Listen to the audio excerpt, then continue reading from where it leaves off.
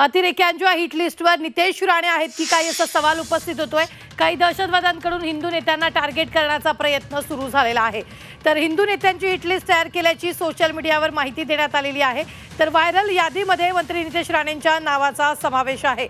उत्तराखंडचे मुख्यमंत्री पुष्कर धामी यांचाही यादीत उल्लेख करण्यात आलाय। केंद्रीय गृह मंत्रालयाने या प्रकरणाची गंभीर दखल घेतल्याची माहिती मिळते। आताच्या क्षणाची ही सगळ्यात मोठी बातमी आपण पाहतोय। व्हायरल यादीत मंत्री नितेश राणेंच्या नावाचा समावेश आहे। या संदर्भात ताजे अपडेट देत आहेत आपले प्रतिनिधी ओम देशमुख।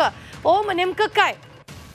अगदी बरोबर आहे। सोशल मीडियावरची एक लिस्ट यामध्ये व्हायरल होते। त्या यादीमध्ये उत्तराखंडचे मुख्यमंत्री पुष्कर सिंह धामी यांच्यासह नितेश राणे यांच्या नावाचा समावेश आहे आणि यामध्ये ही सगळी मंडळी जी नावं यामध्ये सहभागी करण्यात आली, त्या सगळ्या मंडळींना थ्रेट आहे, कुठेतरी त्यांना धमकी आहे असा एक प्रकारचा उल्लेख केला। त्यामध्ये महंत राजूदास महाराज असतील किंवा इतर काही महत्वाची नावं आहेत, ज्यामध्ये भारतातील अनेक मोठ्या मंडळींचा समावेश आहे।